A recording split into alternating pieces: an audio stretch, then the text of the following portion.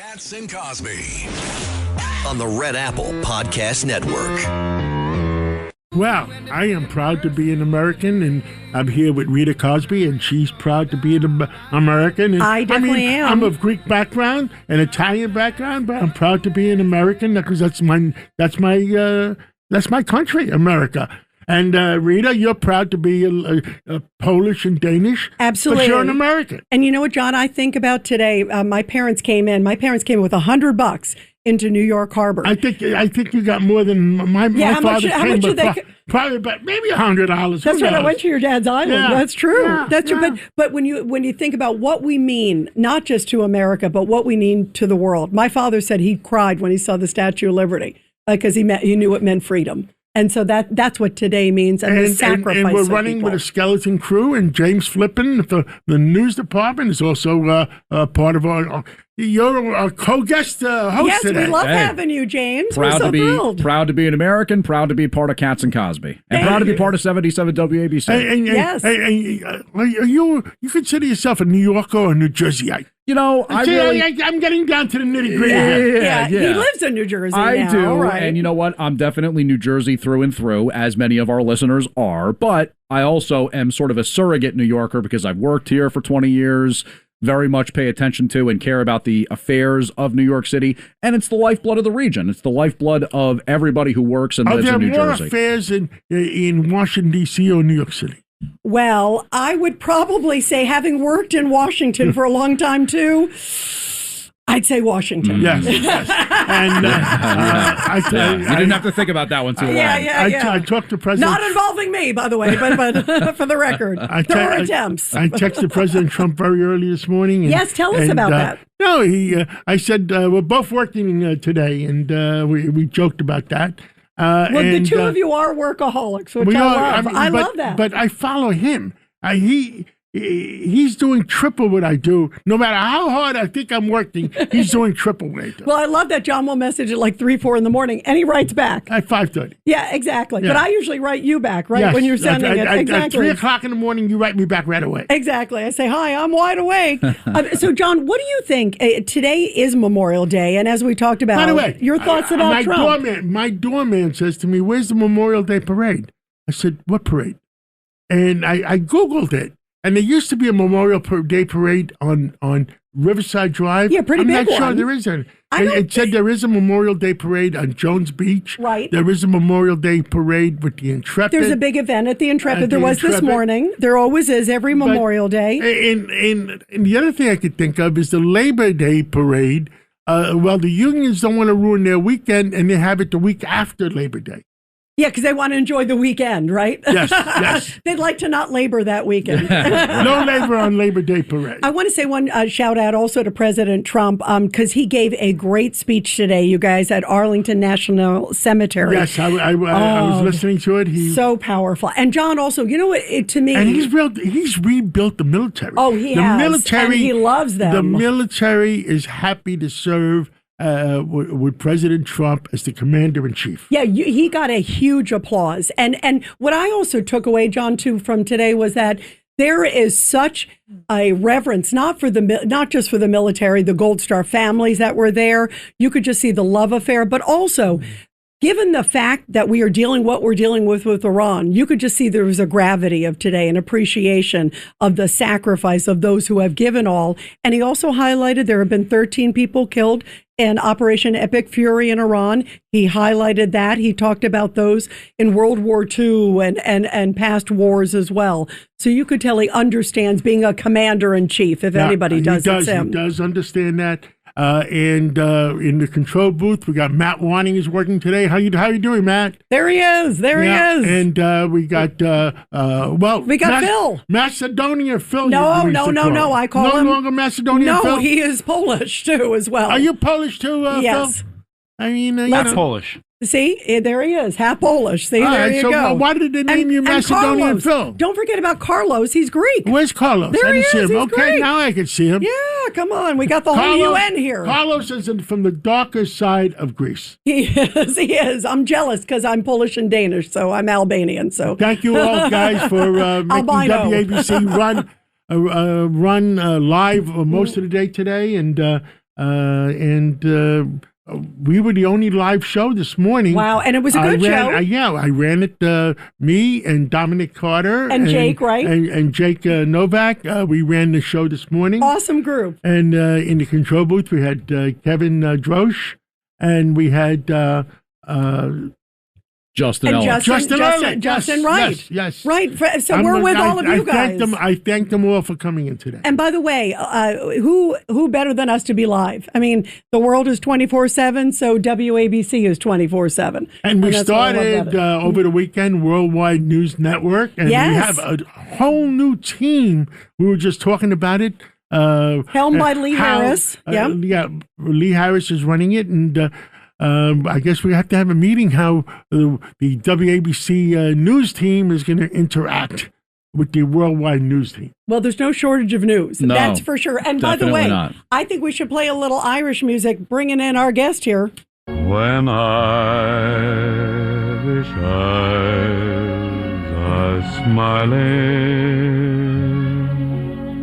sure 'tis like a morn. Well, Bill O'Reilly is home. He's in Ireland, and he's calling in from Ireland. And want to bring him in, Rita? Absolutely. Bill O'Reilly, the great nonfiction, big best-selling author, of course, host. The biggest ever. And Bill, there you are in Ireland calling us live. I love this on Memorial Day. Fill us in on your incredible journey. Well, first of all, Bing Crosby is dead. I want everybody to know that he's still deceased. But like Frank Sinatra, we'll never forget his songs. Yeah, he'll live on. 80 degrees here. Wow. Today. Record.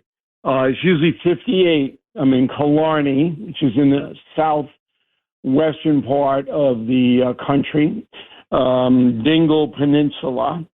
And now all the Irish are complaining about the heat. Usually they're getting rained on every second, right. And now the sun's out, and everybody.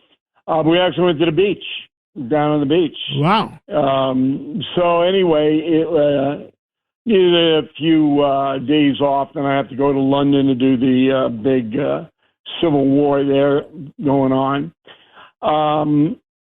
Well, we hope you're able to talk to us from London. Last week we had, who did we have on from London talking about? Oh, yeah, Niall Gardner. That when King Charles went back, after his meeting with Trump, and he went back to London, all of a sudden the British realized they'd been invaded. It took them this long to realize they'd been invaded? I've been saying it for 2 years. And also, Bill, he was saying that King Charles really bridged the gap between the guy who I call Neville Chamberlain, Keir Starmer, the prime minister there. Well, anyway, they Irish don't like the British. You guys know that. Yeah. And they don't care what goes on there. Here, gasoline is $9 a gallon. Oh, my God. Oh, my God. Wow. Are they calling it California? Yeah. Steak runs about $55. So you're getting the same kind of inflation that we're getting over there in America.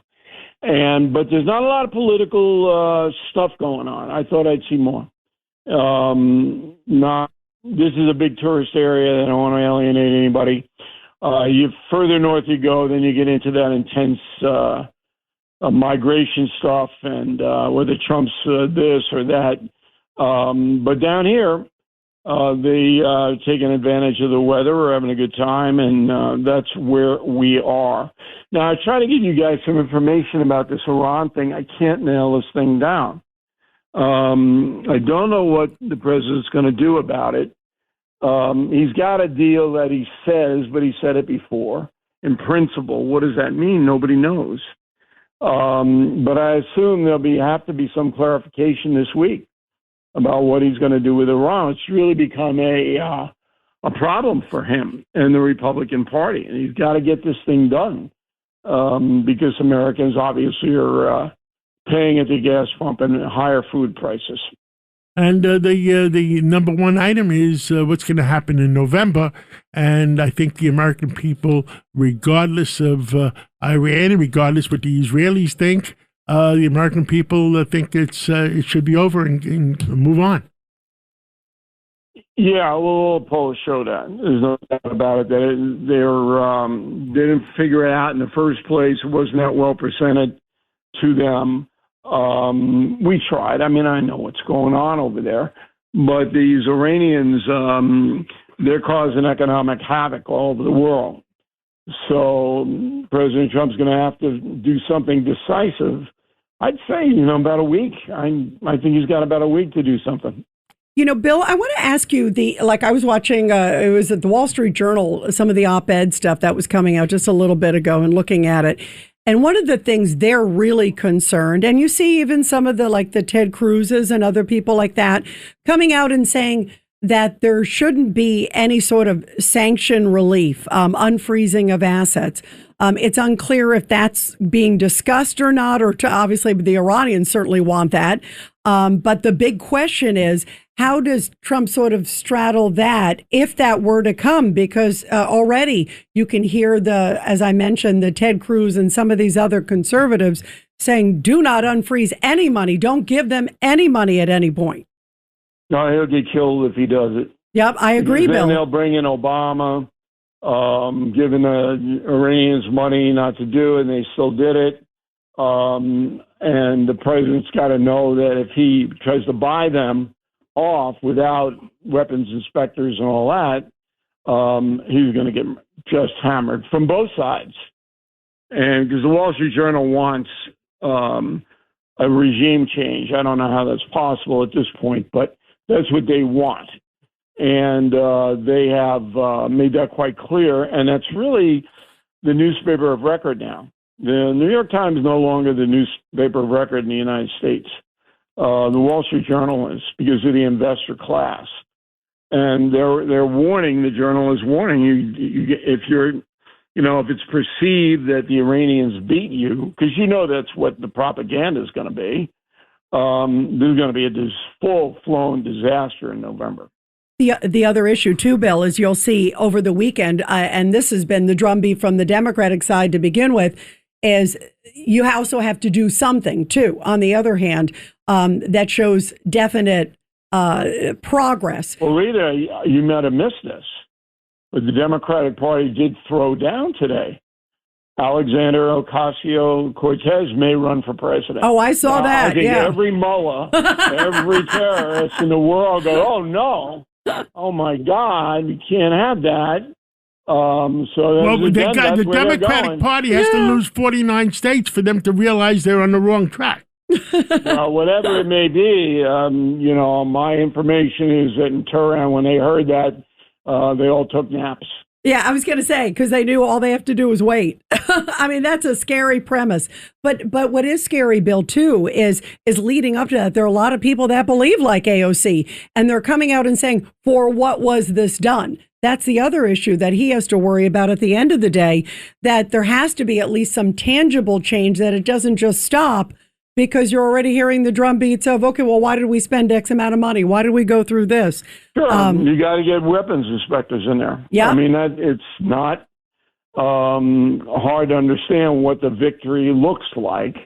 And Hormuz will take care of itself after that. But if, the Iranians are doing every sleight of hand in the world not to get anybody in there to verify what they're doing. And, Trump's got to make that happen. Now, so far, he said he does have that down, but I don't know. I think everybody's got to be a little skeptical here. But certainly he knows what's at stake, and it's his legacy, which is at stake right now. Yeah, James Flippin is with us. Hey, Bill. Yeah, James Flippin here. Happy to get a question here. I just wanted to point out the fact that a lot of people online seem to think the strengthening of the Abraham Accords is a big result of this. In other words, that there's going to be an Arab coalition that wants to put pushback on Iran in that region in a way that maybe hasn't happened over the last 50 years or so. Do you think that's a realistic expectation? I don't want to break this to you, but the mullahs are more afraid of Ocasio-Cortez than they are the other Arab nations. Come on. I mean, these guys they know what the game is over there, and they're not willing to risk much. They don't have much to risk. What are they going to send out? A couple of sailboats? It's got to be America. And we have to do it again. Throughout our own history, it's always thrown into our lap. We have to beat the Japanese. We have to beat Hitler. We have to do this. We have to, try to collapse the Soviet Union, which we did. Now we have to try to beat a terrorist state. And it always seems to come back to us and our blood and treasure. And on Memorial Day, people should think about that. No matter what your politics are, is that we always have to right the wrong. Spain ain't going to do it. I hate to break. I'm sorry, Spain. They're not doing it. Yeah, especially now. Midnight. They don't have dinner till 10. They're all hungry all the time over there. They can't do anything. We have to do it again. Yeah, but that's a whole different discussion. There's a different discussion between the European community and allowing everybody to go their way and invade their countries, which is the stupidest thing I've ever heard in my life. And I put my foot down for Greece. And Greece, I think Greece followed my lead because they didn't want to. I said, do not allow our country to be invaded. And, you'll be held accountable. Bravo. And by the way, Poland has been one of the few European countries holding the line. All right. They've been great. There's two discussions here. The European community doing stupidity things, and that was the real reason for Brexit, and some of the Brits refused to say that. And the other thing is the NATO.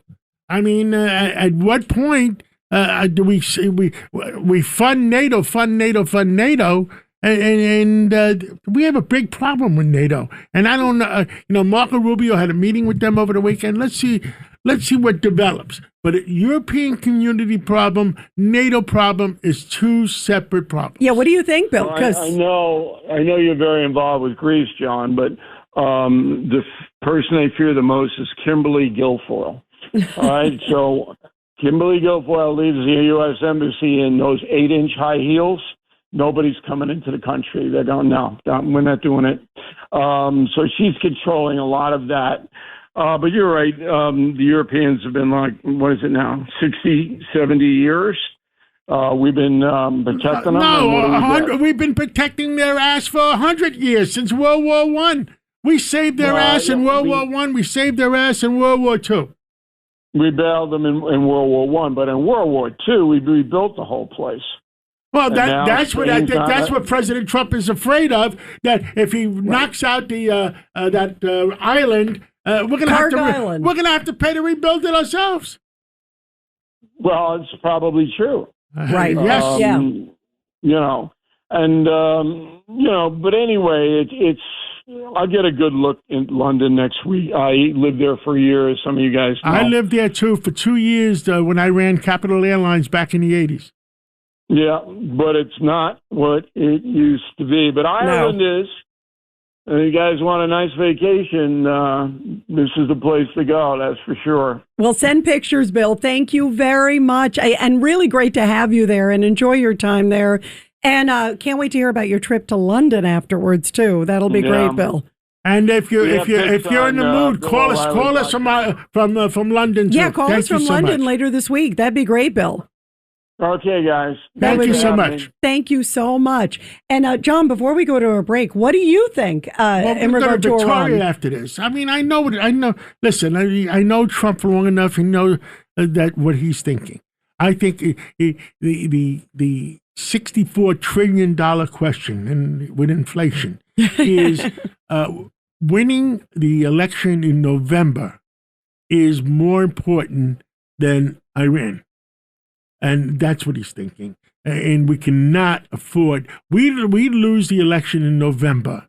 We lose more than just Iran. Hopefully we get both. And the fact is, no, it's no laughing matter anymore. It's that we have to solve the price of gasoline, and the price of gasoline, the price of crude oil has to come down ASAP. And because what the Fed is embarrassed to lower interest rates until the price of energy goes down. The price, look, Trump has it all set up. $18 trillion worth of new business coming in. Our small business administration. Let's say a car company builds a $5 billion outfit or a new hub. Right. And the SBA is ready to fund small businesses around that hub. Right. To create business. We're going to have the greatest economy in the world, number one. But we cannot allow Iran to hold us back. I know how the Israelis are feeling. To them, Israel is more important than the United States. To me, the United States is more important than anything, and we cannot afford to lose in November. And I hear you. In my heart, I feel that is what Donald Trump makes his own decisions. But in my heart, I feel that's what Donald Trump is realizing. We cannot lose the November elections. Bring the price of energy down. Bring the interest rates down. Create a new $1 trillion, $2 trillion economy in the United States. And as I predicted last year about the Dow Jones being 50,000, I believe the Dow Jones could go to 60,000 by December 31 if those things fall in place. Wow. Which is more important than the damn Iran and who's in charge. And bring in Victoria Coates. Yeah. Wait. We have a break first. We'll take take a break first. We're going to bring in Victoria Coates and see. Wait. But hang on one second. I have one thing I want to ask you, though. Do you think, is there a way that he can have both? Because my fear, John, is that, and I agree with you, that obviously keeping it. I don't think my fear is he'll get hammered if he doesn't. Let him get hammered that way, but getting the United, it's more important the United States wins overall and wins November. And let the extreme right wing hang him, but I think we could win 49 states if the Democratic Party is stupid enough to run AOC. And pushing people like Graham Plattner, by the way, in the meantime. People like that. I agree. We're going to talk about it. But let's take the break and come back with Victoria Coates. And she's one smart lady. We'll find out how she feels. She's coming up. Katz and Cosby on the Red Apple Podcast Network.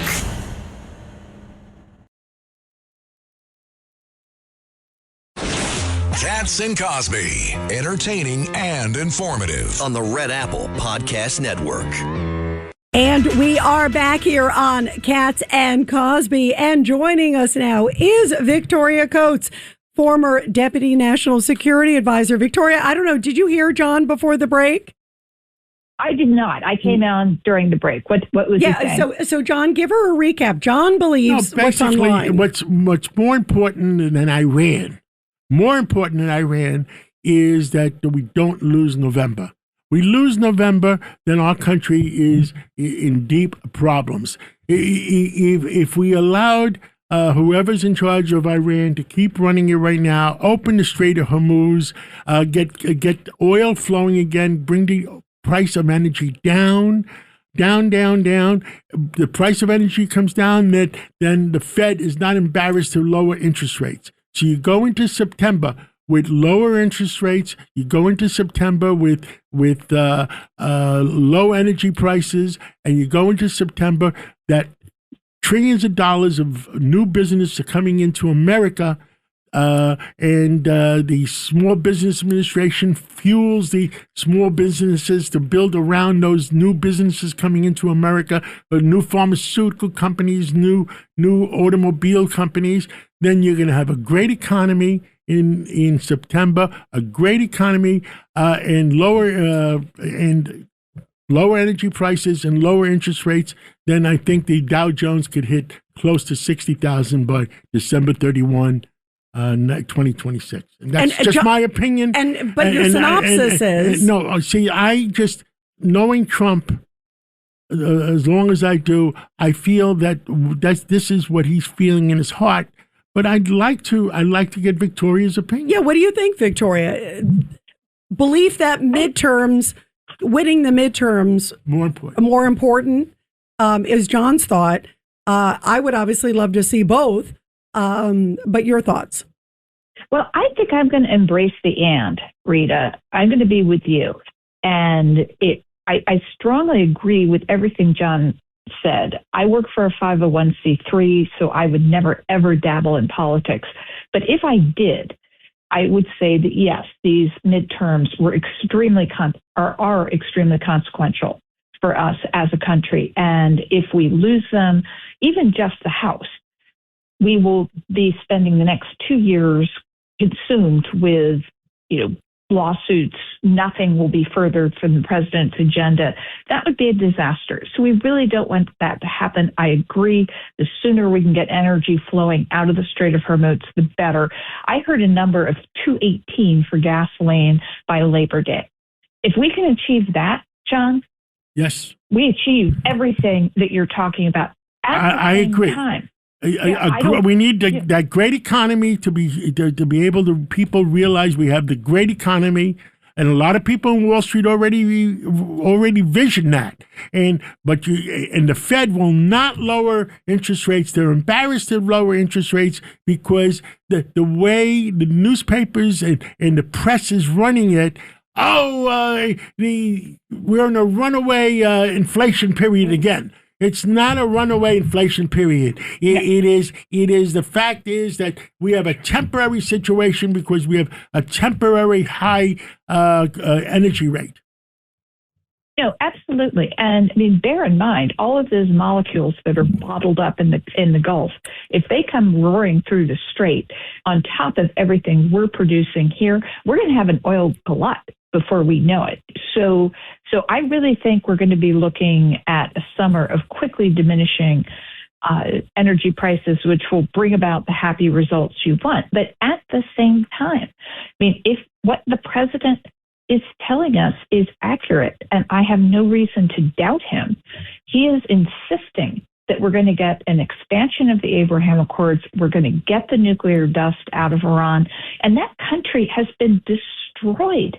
They just announced today they had to turn the internet back on because they can't afford to keep it off anymore. I assume that's part of them doing things to show good faith to us, as opposed to during the Obama administration when we had to send them tens of billions of dollars in cash to get them to talk to us. Now it's the shoes on the other foot. So we're going to see some additional changes in Iran. I think our happy outcome, Rita, where we're happy, John's happy, everybody's happy. That can happen this summer. Yeah, and I think it's going to happen soon, don't you, Victoria? Because he doesn't want to wait, to John's point.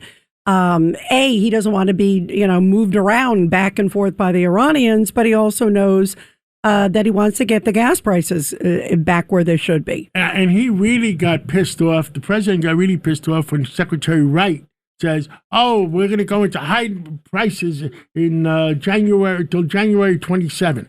That was a lot of crap. Yeah, it was a lot of crap. He's going to come right down to 60 right when Hormuz is opened up and the fact that there's a ceasefire and there's no war. Yeah, it'll drop. I think, don't you think, John? I think it's going to drop immediately. My only concern is that Putin realizes everything I've said and they keep stirring the pot between China and Russia.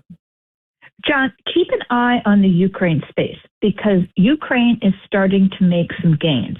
They have this incredible new drone technologies they've developed. And I'm working on a piece which is, hey, don't look now, but did Donald Trump just resolve Ukraine? And if you go back to that meeting in the Oval Office in January of 2025 that everybody said was such a disaster, oh my gosh, Vice President Vance was so mean to President Zelensky. Well, you know what? That put the fear of God into President Zelensky, that the United States was not going to be his checkbook of first resort going forward. And he went back to Ukraine and said, we're going to have to do a lot of this on our own because the United States is going to help, and we have continued to help, but they're not going to be a blank check because Congress won't do it anymore, and the president won't do it anymore. And the president says, we give you anything, I want my minerals back in return. Yes. Okay? Exactly. President Trump is a businessman, and I trust Zelensky, whatever his name is. I trust him as far as I can throw him. I can't throw him far, and he's conning a lot of the American people. He is just as big as a con artist as Putin is. My opinion. Well, He may well be, but the fact of the matter is, when he was read the riot act by the president and the vice president, he went back to Ukraine and said, we're going to have to do a lot of this. And they have done a remarkable job in terms of developing this new drone capacity. Right. And what the president said 2 weeks ago is, we will work with you on this. We will help you develop. And helping, and also Victoria, helping, Zelensky stepped up and is also helping dealing with the Iranian drones because they're, with all ties with Russia. So that's been pretty interesting where he stepped up and helped the U.S. in that effort. But this is how we can resolve Ukraine. I mean, because Ukraine is now taking back territory. It doesn't become our problem. That's Europe's problem. I mean, I agree with you, John. I mean, I don't have a lot of trust in leadership, but if they can start doing this on their own, that is how Trump has resolved the Ukraine war, by encouraging Ukraine to stand on its own 2 feet, figure out what its product is. We can sell that to partners and allies in the Gulf. That's great. And then Putin can just go pound sand, as far as I'm concerned. He's not a player anymore. If he's getting forced out of Ukraine in what is year 5 of his 3-day war. Yeah, no, it's an interesting dynamic how they're all interconnected. Well, Victoria, thank you very much. We love hearing from you, and let's see where all this goes. Boy, interesting times we are in. Thank you, Victoria. Thank you, Victoria. Thank you. Thanks, guys. And what are we doing now? The top news of the day, Rita? Sponsored by Goya Foods. Did you have Goya beans? I had Goya beans over the weekend. I knew you did. And I put Goya olive oil on top of it. Wow, yummy. Well, here are the headlines. It's the top news of the day, sponsored by Goya. Here's Rita Cosby. And here are some of the headlines, guys. One day after Antifa members protested outside of the facility, the New Jersey governor is demanding the ICE detention center in Newark be shut down. Today, she was denied entry to the place a day after she joined New Jersey Democratic lawmakers to voice concerns about what she calls inhumane conditions there, including poor quality food. And also, Orange County fire officials say the immediate risk of an explosion is lessened at the overheated toxic chemical tank in Garden Grove, California. President Trump is approving a federal emergency declaration request in response. By the way, about 50,000 people are under evacuation orders. That is a big one. And everybody stick with us. We're going to have Beth Van Dyne. When we come back, we're going to talk about the border and sanctuary cities and a lot more. Katz and Cosby on the Red Apple Podcast Network. I wrote a little song to remind you, Choice Hotels get you more of the experiences you value. The Cambria Hotel's got it all. A rooftop bar, have a ball. Bring a date, your squad, or even your mom. Book direct at choicehotels.com. Katz and Cosby, entertaining and informative on the Red Apple Podcast Network. Well, I love that song. And Rita, let's go to Texas and find out what the heck is going on. Absolutely. And who better than Congresswoman Beth Van Dyne from the great state of Texas. And Congresswoman, fill us in on what's going on there, because one of the big things we're dealing with here, you probably heard this, the New York State Legislature is pushing and has agreed, they've passed this bill that makes New York State essentially a sanctuary state. No masks also on ICE. Can you believe this? They can't operate in public places like hospitals and parks. You can't make this up. Well, look, they're not enforcing the laws, and now they're going to try to prevent the federal government from enforcing the laws. Good luck with that. We have seen what has happened to cities left and right, where you've got criminals that are within the streets. They know that there is no enforcement, and what happens? Crime increases, deaths increase, robberies, rapes. Congratulations, New York. This is why everybody is fleeing your pathetic, sad state. And by the way, when you guys decide that you've had enough in New York, come on down to Dallas, come on down to Texas, and you will have a very welcoming crowd here. What's growing faster, Florida or Texas? I think Texas won when they looked at what is the race for U-Haul vans. people who are coming here were like the ultimate destination for a U-Haul van. I think it was in Texas. I think we came in number 1 last year. And what's the third? But, what's the number 3 state then? Probably Tennessee. Yeah, I was thinking like Tennessee or the Carolinas, maybe. That even, way, Yes. you're halfway to paradise. That's right. I can tell you the states that they're not, right? Yes. I don't know the states that are not. Illinois, You look at Illinois, New York, California, and New York State. Exactly right. So yeah, these states can continue to ignore the law, put their constituents' lives at risk, and they're going to continue to lose people to states that actually appreciate safety, appreciate abiding by the laws that are passed legally, and for this party that has fought for so long to have masks. Remember this? They were firing people in the military, firing people in the government, forcing masks on healthcare workers, you name it. And now all of a sudden, no, you can't have masks. It means that it was a complete sham. And it is all about power. And God love him, this is the reason why people are leaving your state. Beth Van Dyne, this is sort of also a bittersweet anniversary, isn't it? For, I think you were with us, in fact, last year. Ava Moore, talk about that case. It is just such a sad case. So Ava Moore lived in North Texas, and last year at this time she was with friends over at Lake Grapevine, enjoying the Memorial Day weekend, and she got run over by a person who was illegally in our country, who instead of trying to render aid to this woman, the illegal criminal immigrant, took off, left her there, took off. She got in the car with her boyfriend. They hit other cars on the way out. She was ultimately arrested and charged with this crime. But as a result, this beautiful young woman died. Now, I had an opportunity and honor to be able to cross paths with her because she had applied to be part of our Air Force Academy. And so she was an inspiration to others. I have kept in touch with her family. I attended a memorial over at her high school where they talked about how important she was to them. She was just preparing to be like one of America's best Air Force officers. And this is what she wanted to do. She was a leader. She was an athlete. And she loved this country, and she was beloved by so many. And this time last year, she just carelessly, her life was lost because we had an administration that refused, like you're seeing in New York, to actually enforce our laws. So, I'm still grieving for her loss. I mean, God bless. Please keep your family in your prayers, especially on this day of the 1-year anniversary of her passing. Yeah, absolutely. And sadly, there are so many families like that across the country. You're not hearing anything different from Democrats. If anything, they're doubling and tripling down. I mean, you know what I'm thinking about in Texas on the Democratic side, you got this Tallarico guy, and he's on record there, Beth, saying New York, Texas should essentially be an open porch, come one, come all. I mean, that's scary. This is what's happening on the Democratic side. Yeah, right. I mean, that's basically what he has said is, if you are a Christian, you believe in welcome that at our border.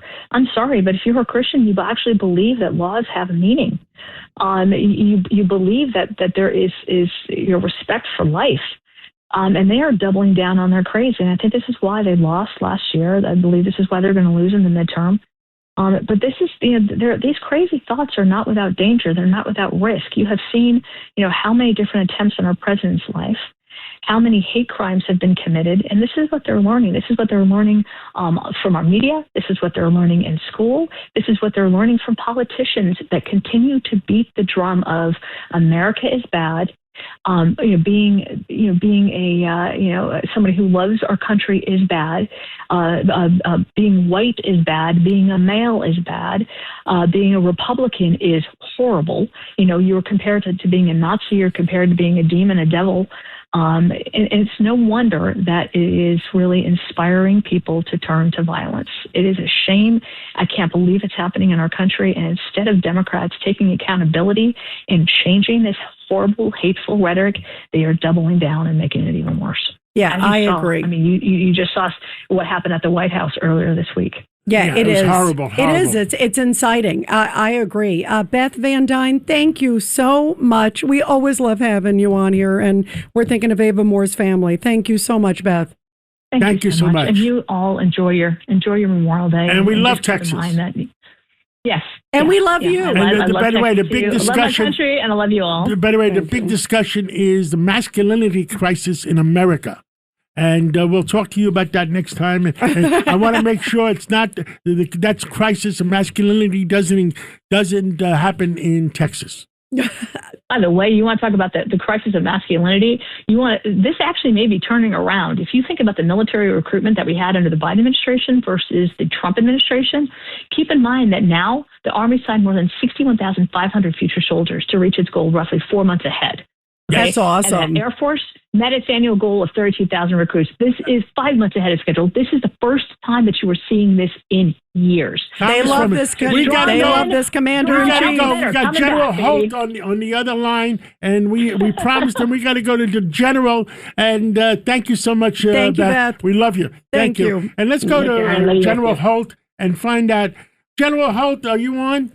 He is. I'm right here. Well, General, let me tell you something. I don't know if you heard, we had some discussion with Bill O'Reilly. We had some discussion with Victoria Coates.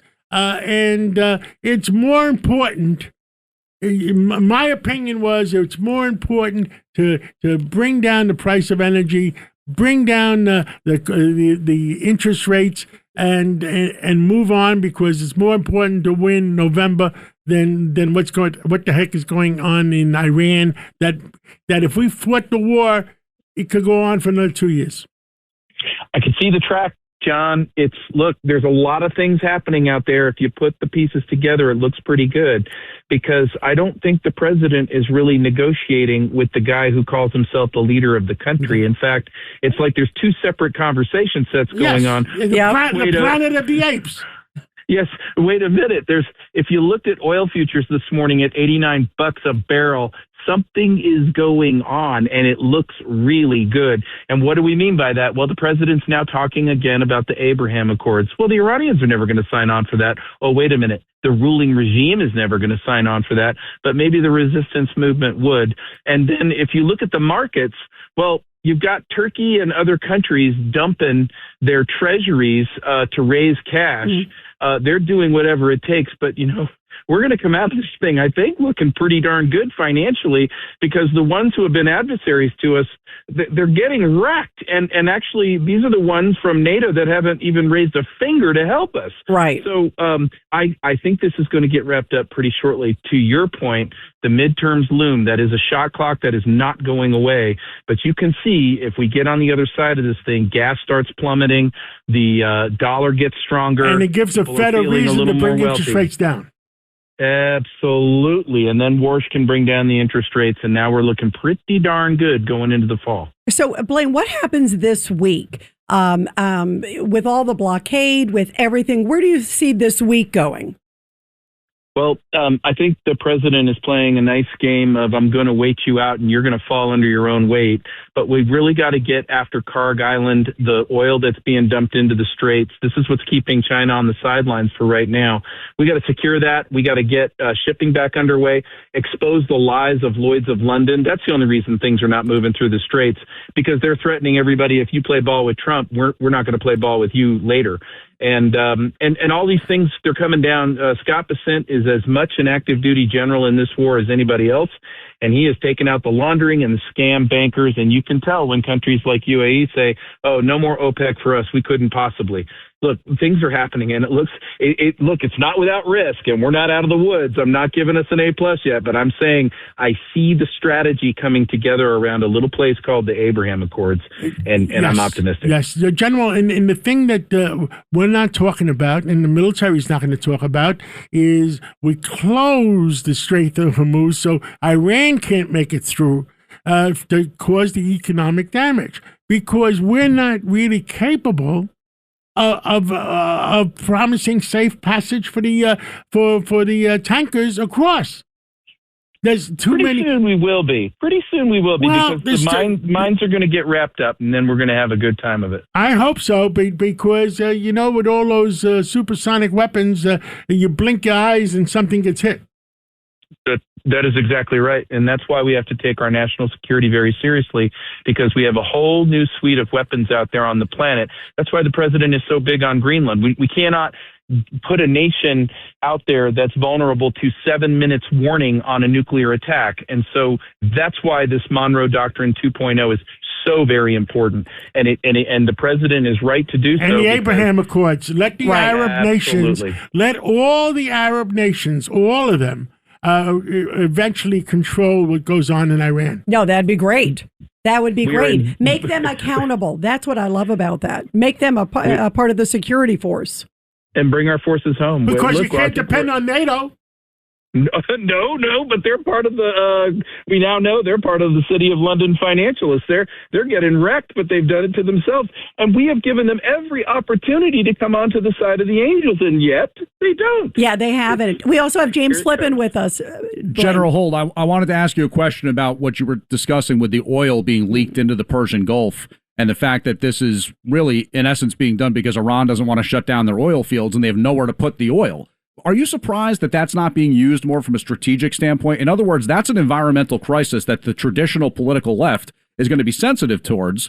And I feel like there's the ability to use some of that soft power in the what I typically call fake news media to say, hey, look, this is just a massive environmental crisis here that the mullahs are okay with because they have nowhere else to put their oil. Are you surprised that's not being played up more in the news? No, I'm not surprised at all because they know no bounds on hypocritical behavior when it comes to the altar of the climate change worship. Here's another case in point. Come to the United States where we're concerned about resource utilization on data centers going up, and we need to get that balance in check. But I don't see anybody who's all greened up going, oh, I'm so upset about this data center. They're just not doing it. So it's the same thing here. The crisis in the Straits is not as bad as what we saw in Iraq in the early days of that war, but we really need to keep those oil fields healthy for the free Iranian people as they come on. They're going to need that economy. Hey, guess what? China's going to need it too, and they're on the sidelines right now. We need to keep them right there. Yeah, good point. Well, we'll see what happens. I think this week is going to be a big week, Blaine. We'll see where it goes. Huge week. Yeah, huge week. I agree. Thank you, Blaine, very much. We love having you. And joining us now, thank you. And obviously thinking of you and obviously your comrades on Memorial Day. Thank you, Blaine. And joining us now, we have Miranda Devine joining us. Miranda, great to have you on. This Graham Plattner, you wrote a big column about Graham Plattner. This is the guy who's running for U.S. Senate in Maine. And his comments just get worse and worse. Not only his Nazi tattoo, his bashing of fellow military heroes, the comments about women. And now this weekend, I'm sure you saw, but Bernie Sanders is out there promoting him. And every Democrat that I've seen so far asked about him, it's like they have laryngitis and can't answer. Yeah, hi Rita, hi John, hi everybody. Yes, I don't really understand what the attraction is, other than I think that Democrats are so desperate to have a real person, somebody who is masculine or who appears to be masculine, is a veteran, seems like he's working class. All of that is not true. They tried with Tim Walz during the last election, Kamala Harris's sidekick. He was supposed to be their kind of dorky Midwest dad, wearing his sort of lumberjack clothes and pretending that he could hunt and fish, neither of which he could do. So he was just an unmitigated disaster. So now they've gone to Tim Walz Mark II, which is Graham Plattner, who actually is a silver spooner. He was born into a privileged background, went to a $75,000 a year prep school in Connecticut. He's not what he pretends to be and what he dresses up to be, with that very contrived, gravelly voice. When you look at him, you would think he was just an independent or a Republican instead of a far left dingbat who believes in the same things that Ilhan Omar or Kamala Harris believes, and will usher in this new Democratic Party with all their anti-America, destroy America policies. We saw a taste of it with Joe Biden flinging open the border, Medicare for all, etc. That was really bad because Joe Biden had no core, so he gave himself over to the new big thing in the Democratic Party, which is the far left. Graham Plattner is an avatar of the far left, but because that's not palatable, those policies are not wanted by the vast majority of Americans, Democrats dress them up and pretend they're something they're not. Abigail Spanberger is the kind of female version of that. She's another one, a wolf in sheep's clothing, a moderate, someone we can all get along and speak the same language, and let's not have, Donald Trump's brand of divisiveness and, uncouth behavior as they all carry on about. Let's have this lovely woman. And then she comes in. What's the first thing she does? She goes against one of her promises, which was not to gerrymander, and she tried to gerrymander, and thankfully it blew up in her face. But that's what the Democrats are doing. They're trying to fool voters who don't look underneath the cover. So, it's going to be interesting to see what happens. He does have a primary, but it looks like he's going to sail through this primary. I hope Maine voters say no. I mean, everything I hear about this guy, it just gets worse and worse. I mean, the fact that here it is Memorial Day, he was bashing a Purple Heart recipient saying he was a lousy shot. And Chris Kyle, who is one of the greatest heroes ever, the American Sniper fame, he went out and bashed Chris Kyle and said, maybe he was, overzealous in his shots, and that's how he got so many shots. I mean, what a disgrace.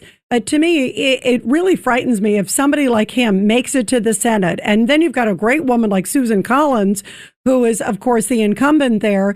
I hope she wins. She's a moderate, and she's someone who seems to be able to represent all people in Maine.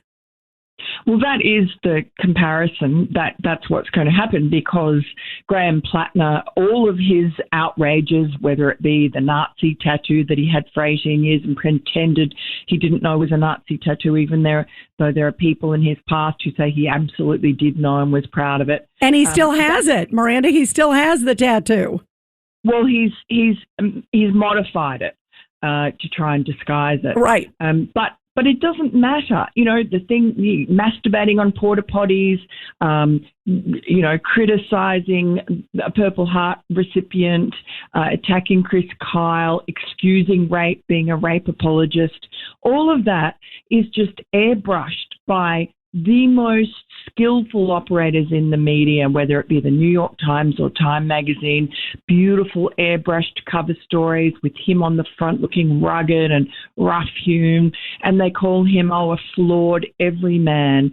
And they say that, these scandals, they either say they've been exaggerated and twisted by his enemies, or they say they're just proof of his authenticity and his redemption arc because he's not like that anymore. He somehow had an epiphany, and he's not that person who, it wasn't like he was doing this when he was 12 years old. The guy is 41 years old. He was doing it in recent years. Yep. So don't tell me that he wasn't a fully compos mentis adult and that he is still the same person. But he has put on a costume, and he's done it just for the duration of the election campaign. And unfortunately, I guess Susan Collins has been around a long time. She's an older woman. Maybe Maine voters are fresh for something new. Oh, boy. Hopefully it's not that. My goodness. Miranda, thank you very much. It's really great to have you here. Thank you. Thank you. Lovely to talk to you, Rita. Thank you so much. You too. Thanks so much. And you guys, we're going to take a break, and we have Joe Concha right after the break. You wait to hear what Democrats were talking about the Supreme Court over the weekend. Find out when we come back. Cats and Cosby on the Red Apple Podcast Network.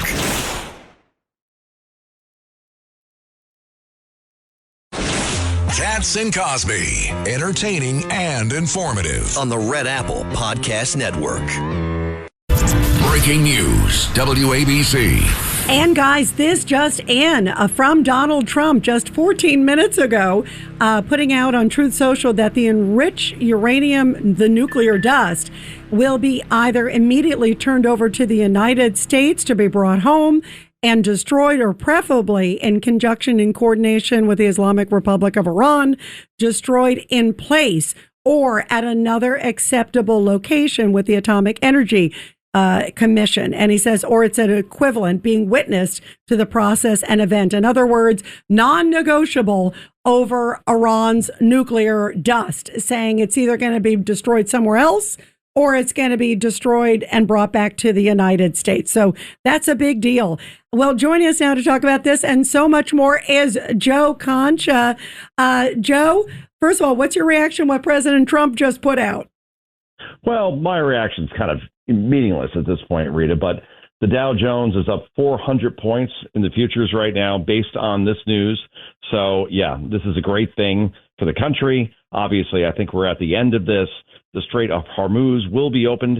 We will see ships flowing back and forth again. We will see gas prices come down, and that's a very, very good sign for Republicans going into the November midterms, where we have the other party not running on anything, just running on destroying everything at this point. And speaking of which, over the weekend, Joe, did you see all the headlines? Oh, my goodness. It was like one after another. Ro Khanna, Cory Booker, all these others talking about packing the Supreme Court. I mean, they're talking about their 2026 agenda. Yes, they are, and 2028 for that matter. So if Democrats take back the House, the Senate, and then eventually the White House, here's what happens, guys. You're going to have the Supreme Court look like we talked about, the, New York Yankees roster, where it's going to be 15 judges at this point, where you have 6 liberals added based on their political philosophy and obviously then steering decisions at that point. You're also going to have 2 states added, D.C. and Puerto Rico, where you have 4 senators from the Democratic side added in perpetuity because of the makeup of those particular areas. You're also going to have the Electoral College is going to be abolished, obviously, and you will have many, many other things happen where you're not going to recognize this country at this point. And they're running on that. At first, it was kind of a bait and switch where they wouldn't say what they're going to do. Now they're saying exactly what they are going to do if they take back power. And again, these are radical things that they want to propose. The question is, can Republicans stop them? I think if the economy is fine with redistricting at this point in places like Alabama and Georgia and Tennessee and Florida, I think they hold the House. But again, those gas prices have to come down. If they do, then you're going to have a Republican House and probably a Senate, and therefore Democrats won't be able to change this country the way they want to, where basically they're rewriting the Constitution at this point. Yeah, and impeachment day one. I mean, that's the other thing, too. Investigations day one. James, we were talking earlier about the Virginia Supreme Court. I mean, that was a big decision, obviously, that turned it for Republicans. It basically put them drowning on the Democratic side. But still, you just never know. Yeah. I mean, in the Louisiana Supreme Court decision is probably the even more impactful one in the sense that these special black districts and red states in the South always had a handful of representatives on the House side just because of these, claims of racism in these red states. But that's going to go away. Yeah, they so said I really don't see how the race. Democrat Party has a future over the next 50 years. I guess they'll try what they're going to try with packing the court in Puerto Rico and D.C. or whatever if they can win this one. We'll see, though. I think if gas prices go down, it'll be an absolute slaughter for the Republicans. I think they're still going to win, even if they remain elevated. And the other thing, John, too, is Electoral College. They're also talking about abolishing the Electoral College. No, John. they can't do it. That's just BS, bullcrap to their own people, because they need 67% of the states to do it. And 67%, yeah, they can't do it. I know that. they can. They're just trying to sell it. They're just raising money. John. Yeah, they are bullcrapping their audience. 100%. Whatever they can do to All win. Democrats out there, don't listen to that. They're just shooting the crap to you. Right. John, Fueling the flames. I have a new slogan, by the way. Tell us. WABC, we're anti-bullcrap. We love it. That's great. Well, otherwise, we got to buy larger boots. Well, we'll listen to our new worldwide news network. Yay! And we tell the truth truth, justice, and the American way. God bless America. And God bless our troops, too, John, Yes. on Memorial Day. Absolutely. Thanks for listening to Katz and Cosby with John Katzimatidis and Rita Cosby. You can hear Katz and Cosby weekdays at 5. It's the 5 o'clock show on 77 WABC. If you like the podcast, share it with your friends and listen anytime at WABCRadio.com and download the WABC Radio app. Hit that subscribe button on all major podcast platforms. Plus, follow WABC on social on Instagram, TikTok, Facebook, and X. See you next time for a new episode so you never have to wonder. What the heck is going on here?